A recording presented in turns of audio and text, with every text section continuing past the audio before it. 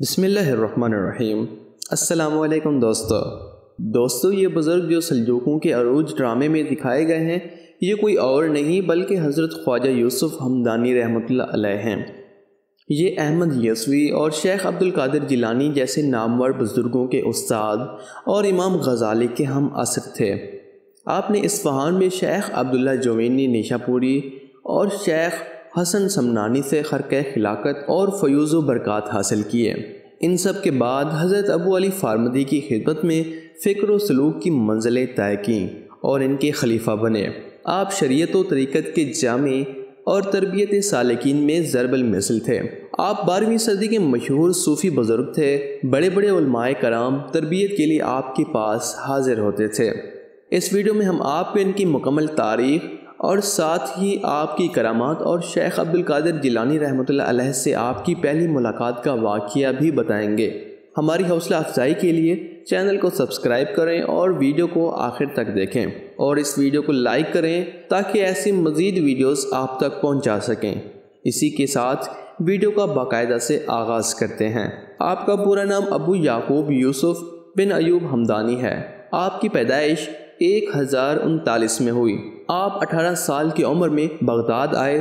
یہاں آپ نے ابو اسحاق شیرازی سے فقہ کی تعلیم حاصل کی اور اصول فقہ و مذاہب میں ماہر ہو گئے۔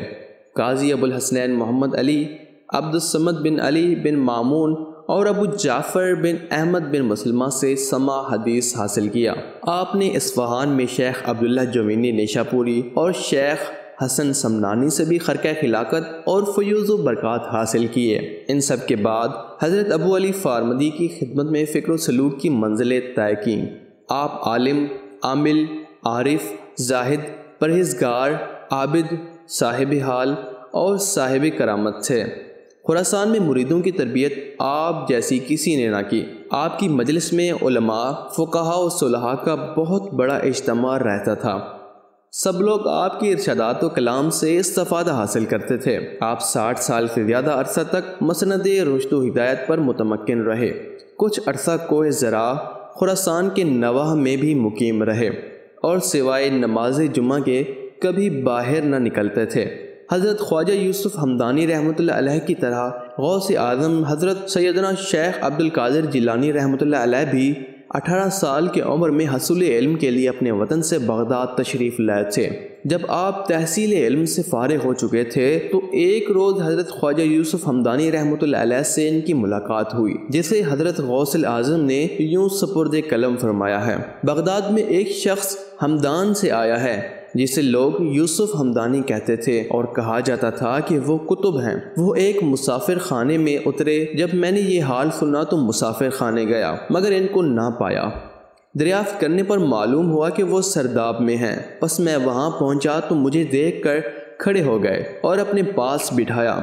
میرے تمام حالات مجھ سے ذکر کیے اور میری مشکلات کو حل فرمایا۔ پھر مجھ سے یوں ارشاد ہوئے: اے عبد القادر، تم لوگوں کو واعظ سنایا کرو۔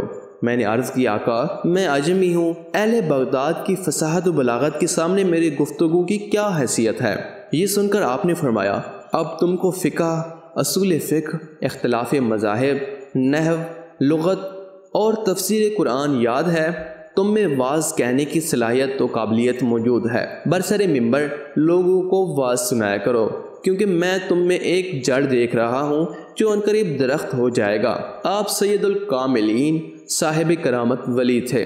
ایک دفعہ ایک عورت روتی ہوئی آپ کے پاس آئی اور عرض کیا کہ فرنگی میرے لڑکے کو پکڑ کے لے گئے ہیں، دعا فرمائیے کہ وہ آ جائیں۔ آپ نے فرمایا: صبر کرو اور گھر واپس جا کر دیکھو، تمہارا لڑکا وہیں کا وہیں موجود ہوگا۔ وہ عورت جب واپس گھر پہنچی تو دیکھا واقعی اس کا لڑکا گھر میں موجود تھا۔ لڑکے سے حال دریافت کیا تو اس نے بتایا: میں ابھی قسطنطنیہ میں قید تھا، پہرے دار ارد گرد موجود تھے کہ اچانک ایک نامعلوم شخص آیا اور مجھ کو آنکھ جھپکتے ہی گھر پہنچا دیا۔ اس عورت نے آپ کے پاس آ کر تمام واقعہ بیان کیا۔ آپ نے فرمایا: تجھے حکم خدا سے تعجب آتا ہے؟ ایک دفعہ آپ واعظ فرما رہے تھے۔ واعظ کی تاثیر سے تمام مجمع مسحور تھا۔ 2 فقیہ بھی حاضرین میں موجود تھے۔ وہ یہ منظر برداشت نہ کر سکے اور آپ سے کہنے لگے: چپ رہو کہ تم بدعتی ہو۔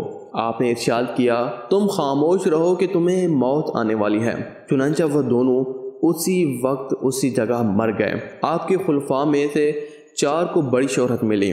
حضرت خواجہ عبدالخالق، خواجہ احمد یسوی، خواجہ احمد انداکی اور عبداللہ برقی۔ مرو میں آپ کا قیام کافی عرصہ تک رہا۔ وہاں آپ کی خانقاہ میں جس قدر طالبان خدا تھے کہ کسی دوسری خانقاہ میں نہ تھے۔